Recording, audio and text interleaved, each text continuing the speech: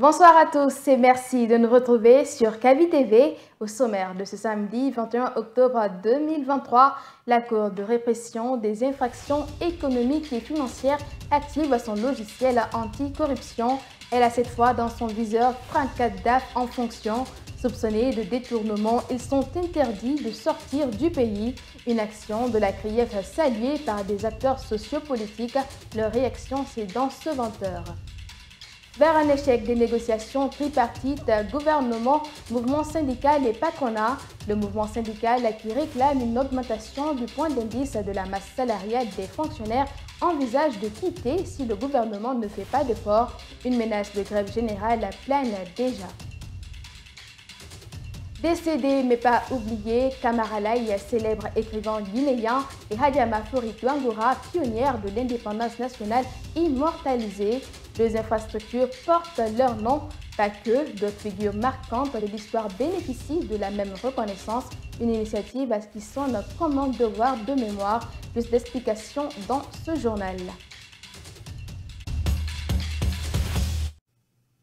Dans un courrier rendu public hier vendredi, le procureur spécial près la Cour de répression des infractions économiques et financières a interdit à 34 directeurs des affaires financières de sortir du pays. Ils sont soupçonnés de détournement de fonds dans leurs services respectifs. Cette décision suscite des polémiques et des suspicions. Ansoubaï Le Baldé a pu recueillir l'avis de certains acteurs sociopolitiques au lendemain de cette annonce. Dans sa volonté de lutter contre les détournements, les actes de corruption, entre autres, le procureur spécial près la Cour de répression des infractions économiques et financières n'entend pas baisser les bras. Hier vendredi, Ali Touré a interdit à 34 directeurs des affaires financières de quitter le pays à cause des faits présumés de détournement mis à leur charge. Mamadou Kali Diallo, membre de la baïonnette intelligente, a déclaré que dans un pays démocratique, chaque citoyen est justiciable. Dans un état de droit, chaque citoyen est justiciable. C'est dans la logique normale des choses, avec la volonté politique annoncée et affichée, s'il y a des soupçons de corruption ou de détournement, qu'il y ait des mesures. Mais il faudrait que cela soit vraiment justifié et que cela obéisse aux normes légales et à la forme légale aussi. Pour Alpha Bayo, coordinateur national de la Maison des associations et ONG de Guinée, cette action qui vise à assainir les finances publiques est salutaire. Seulement, il dit avoir des inquiétudes par rapport à ce qui se passe sous l'ère CNRD. L'espoir n'est pas pour demain. On est inquiet. Si aujourd'hui, ceux qui étaient là en train de critiquer la gestion du président Alpha Condé, c'est eux-mêmes qui sont plus pires que ces gens-là. Franchement, ça nous inquiète, nous, en tant qu'acteurs de la société civile, et nous allons continuer à les démasquer et à les dénoncer. Tous ces interviewés sont unanimes que les 34 directeurs des affaires financières ont été ordonnés s'il y a eu effectivement de détournement. Il faudra donc interpeller les ordonnateurs au même titre que les premiers, soutiennent-ils.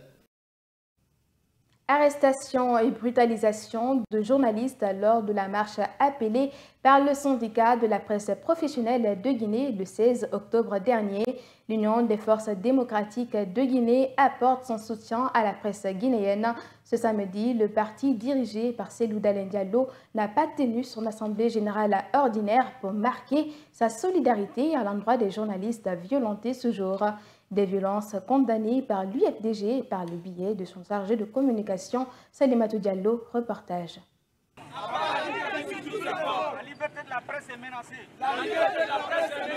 Cette marche pacifique du syndicat de la presse professionnelle de Guinée s'est soldée par l'arrestation d'au moins 12 journalistes, dont le secrétaire général du SPPG, puis déféré au tribunal pour participation délictueuse à un attroupement illégal. Des violences fustigées par le parti politique UFDG par la voix de son chargé de communication qui pointe du doigt la HAC comme étant l'unique responsable de ces violences. La presse est aujourd'hui considérée comme étant le quatrième pouvoir en raison de son pouvoir de dénonciation. Et ce pouvoir de dénonciation, n'est-ce pas, lui donne un aspect dissuasif sur les gouvernants. De bloquer l'accès à des sites, Mais c'est quand même une première, c'est un dangereux précédent que des journalistes soient maltraités de la sorte, arrêtés en si grand nombre. J'en veux à la HAC.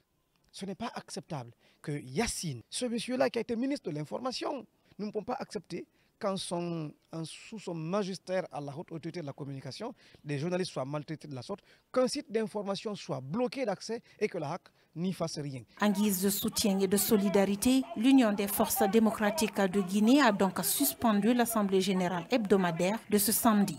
En tant que parti libéral, notre président, il est vice-président exécutif de l'Internationale libérale. Lui qui a été le principal acteur de la libéralisation des ondes en République de Guinée, nous ne pouvons pas accepter que la presse soit bâillonnée de la sorte et que nous continuions nos activités comme si de rien n'était. Donc pour exprimer notre solidarité et dénoncer cette entrave, nous avons voulu donc décider de surseoir à l'Assemblée générale de ce samedi. A noter que depuis le 15 août 2023, le site d'information guinématien.com est inaccessible sans aucune explication. Pointé du doigt, le ministre des Postes, des Télécommunications et de l'Économie numérique, par ailleurs porte-parole du gouvernement, rejette toute implication. Les responsables de l'Union des forces républicaines de Sidya Touré ont exprimé leur solidarité à la presse guinéenne ce samedi. C'était à l'occasion de l'Assemblée générale hebdomadaire du parti de ce samedi. Ils ont également annoncé une éventuelle manifestation pour exiger la restitution du domicile de leur président et son retour en Guinée. Reportage Mamadou Tanouba. Le bureau politique de l'Union des forces républicaines a exprimé son soutien à la presse suite aux violences exercées sur les journalistes qui manifestaient le lundi 16 octobre à Kaloum pour exiger la levée de la restriction du site guinématin.com. Au lieu de vous aider à prier, on est là à vous éteindre. Donc soyez unis, médias. Soyez unis. Je sais qu'avec votre union, sûrement vous allez réussir dans votre combat. Ce combat-là, ce n'est pas Mamadi Doumbouya qui a donné la liberté de presse. Ça a été un combat au moment où nous étions à l'école. Les militants de l'UFR comptent sortir dans les rues dans les jours à venir pour réclamer la restitution du domicile de Sidya Touré et son retour au pays, a annoncé dans la foulée le responsable de la jeunesse du parti. Et vous les femmes, et nous les jeunes, il faut qu'on se lève maintenant pour réclamer nos droits. Le président, c'est comment on appelle ça? Le président Sidya Touré, la jeunesse est en train de se concerter avec les femmes. Bientôt, nous allons sortir dans la rue pour réclamer la restitution de sa maison et en même temps le retour de notre président. Cette rencontre hebdomadaire de l'Union des forces républicaines a été une occasion pour les femmes du parti de célébrer à l'interne l'an 65 de l'accession de la Guinée à son indépendance.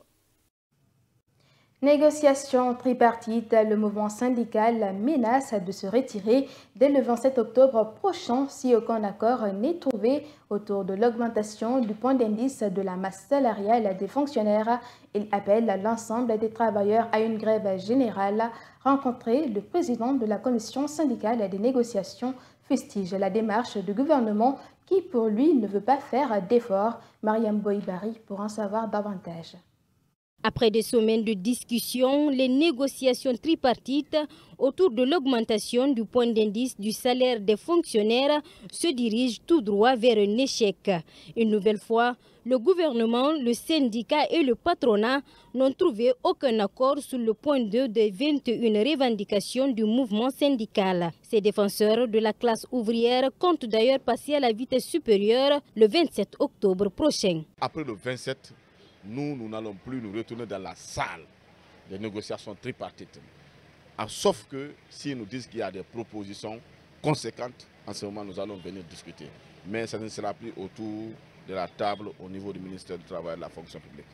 Nous allons appeler tous les travailleurs, nous allons s'accorder encore avec eux.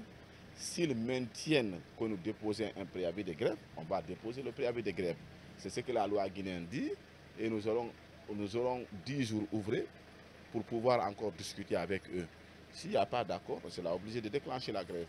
Pour le président de la commission syndicale des négociations, ce blocus au niveau de l'augmentation du point d'indice du salaire des fonctionnaires est tout simplement un manque de volonté de la part des autorités. Il y a une mauvaise volonté de la part du gouvernement et du patronat. Est-ce que vous comprenez? Aujourd'hui, regardez le travail guinéen comparativement aux frères de la sous-région, Mali, Sénégal. En quoi ces pays-là nous dépassent? Donc c'est de la mauvaise foi, c'est la mauvaise gouvernance, on peut dire. Est-ce que vous comprenez? Donc il faudrait que vraiment ce gouvernement pense aujourd'hui aux travailleurs en Guinée et aussi le patronat d'ailleurs. Il est à retenir que le gouvernement reste toujours campé sur sa précédente proposition des 20% d'augmentation de la masse salariale des fonctionnaires. Après plusieurs appels en concours de recrutement à la fonction publique qui n'ont pas porté fruit, le ministre du Travail et de la fonction publique annonce de nouveaux concours de recrutement de fonctionnaires. L'inscription, qui est sanctionnée par le paiement d'un montant de 100 000 francs guinéens, inquiète certains citoyens. Interrogé, le directeur communal de Matoto trouve la démarche salutaire, mais les frais anormaux. Reportage à Fatmata Kamara. D'un recrutement qui vise à satisfaire les besoins de l'État, conformément aux demandes exprimées par les différents départements ministériels. La nouvelle est bien accueillie par le directeur communal de la jeunesse et des sports de Matoto. Lai Sayon Kanté salue cette annonce du gouvernement. Moi, je pense que c'est une bonne nouvelle. Nous l'avons accueillie avec satisfaction et avec espoir. Dans l'espoir que cette fois-ci, la promesse de cette fois-ci va être la bonne. C'est vrai qu'il y a eu des annonces antérieures par rapport à ce recrutement au niveau de la fonction publique, ce qui certainement réjouit une bonne France de la jeunesse. 100 000, c'est le montant qu'il faut débourser pour être éligible à ce concours.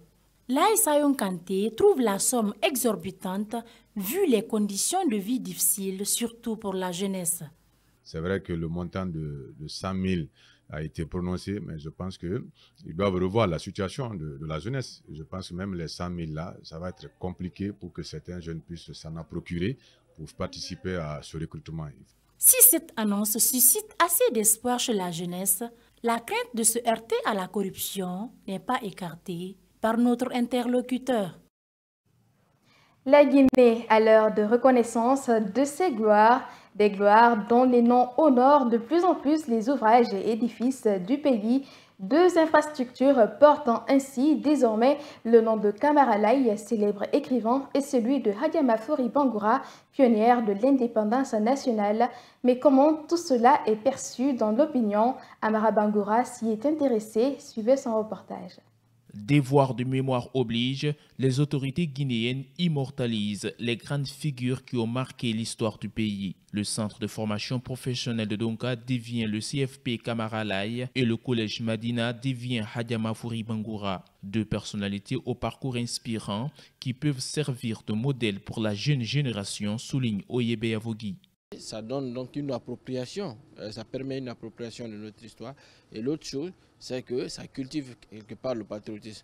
Parce que si un citoyen lambda constate que de tels établissements ont été baptisés au nom de ces personnalités, éventuellement la même personne peut se dire pourquoi pas moi.